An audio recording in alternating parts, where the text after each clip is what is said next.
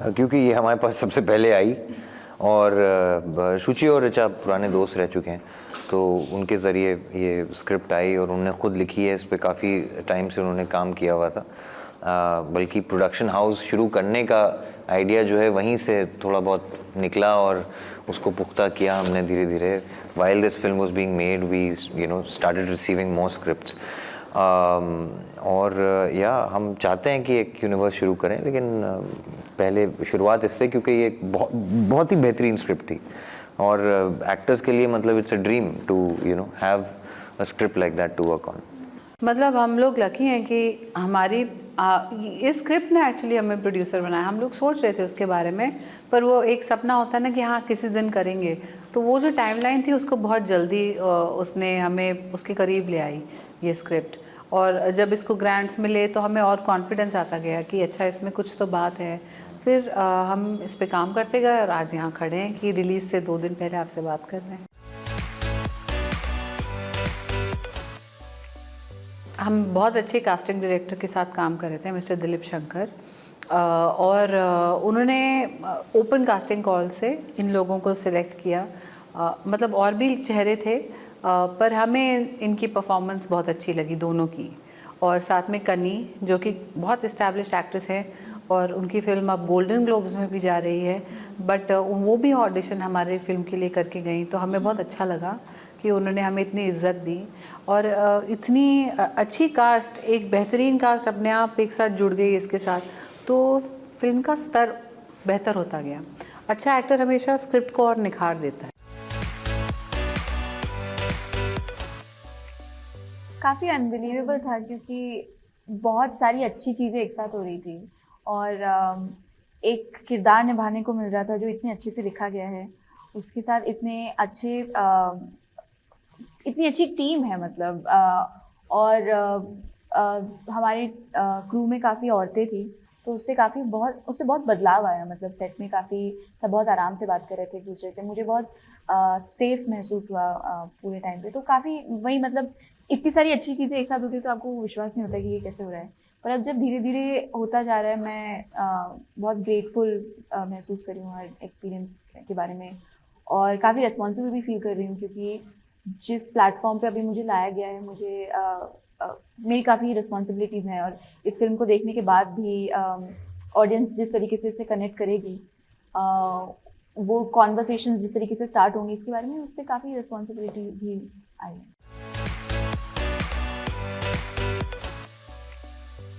It was a dream. It sometimes still feels like a dream, and yeah, just कि बहुत honest film है, बहुत more like you said the intellectual word. More than that, I would say it's so real that and specifically since I was in a boarding hostel then जब ये shooting भी हो रही थी, so it was a world which I was very familiar with.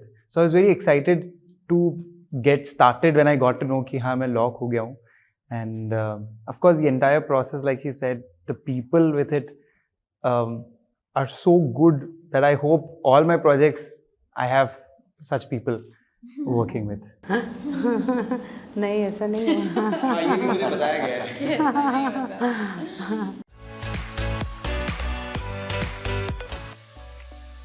मतलब उम्मीद तो यही थी कि वो लोग इंडस्ट्री में फैल जाएंगी और अपने हुनर से और आगे बढ़ती जाएंगी, और ऐसा हुआ। अली के सेट पे 2 थी लड़कियां जो लाइट विमेन थी, और अभी हम सेकंड एडिशन करने वाले हैं उस सेम प्रोग्राम का, उसका नाम अंडर करेंट है। वो प्रोग्राम भी एक औरत का ही आइडिया था, तानिया नेगी करके हमारी एक टीम मेंबर है, उन्होंने सोचा कि क्यों ना ऐसा किया जाए, और हमने कभी पहले किया नहीं था, तो शायद इस बात का हमने फ़ायदा ले लिया, क्यों हमें कुछ पता ही नहीं था। हमने कहा कर सकते हैं, ट्राई कर सकते हैं, शायद कोई बहुत तजुर्बे वाला होता तो मना कर देता, बट हमें बहुत अच्छा सपोर्ट मिला लाइट एंड लाइट से, और होपफुली इस साल हम उसका सेकंड एडिशन मतलब अभी आने वाले साल में उसको करेंगे। अरे पागल हो गए।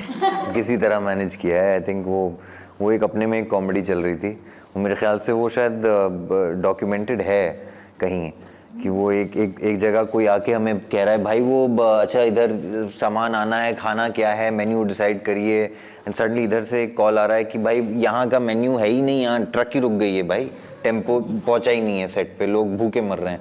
तो सडनली हैविंग टू डिसाइड कि यार इधर ज़्यादा तवज्जो देना, मतलब इधर देना ज़रूरी है, क्योंकि उधर हमारे मतलब पूरी एक फिल्म क्रू, सेट और एक फ़िल्म बन रही है। तो कहीं ना कहीं हमने अपने आप में डिवाइड किया, फिर भागे भागे दौड़े दौड़े गए, हम देहरादून भी गए, अंदर बाहर करते रहते थे। We had to be there on the set constantly, क्योंकि एक फ़िल्म बनाने में एक नहीं 1000 चीज़ें जाती हैं। तो ये सब नई नई लर्निंग्स थी हमारे लिए। फिर साथ में हमने शादी भी करी ली और ये भी बनाई ली, तो सब अच्छा हो गया। एक्चुअली हम दोनों कॉल लेते हैं और हम लोग पिक करते हैं कि अच्छा ये वाला प्रोजेक्ट तुम लीड करो, ये वाला प्रोजेक्ट मैं लीड करूँगी, और उस तरह से हम काम को डिवाइड करते हैं। क्योंकि एक फ़िल्म को बनाते बनाते काफ़ी साल लग जाते हैं, मतलब पहले स्क्रिप्टिंग होती है, फिर उसको इधर उधर भेजते हैं, उसको फाइन ट्यून करते हैं, कभी एडिट होती है, कुछ होता है। तो हम दोनों बिज़ी भी हैं, एक्टर भी हैं, अब पेरेंट्स भी हैं, तो हमें डिवाइड करना पड़ता है। जैसे पपीता ये लीड करेंगे, मतलब हैं कुछ टेढ़े लोग इंडस्ट्री में जो हमारे साथ आके जुड़ जाते हैं। किसी एक का नाम बताओ। टेढ़ों की टोली है ये। किसी एक का नाम बताओ। बहुत हैं नहीं बहुत है, मतलब आई मीन टू से कि hopefully you Amitosh will. Nagpal एक टेढ़े हैं, हाँ भाई, आकाश भाटिया टेढ़े आकाश हैं। भाटिया, आशुतोष पाठक, और कौन है, काफ़ी हैं, मतलब बतेरे हैं, हम लोग करते रहते हैं जैम।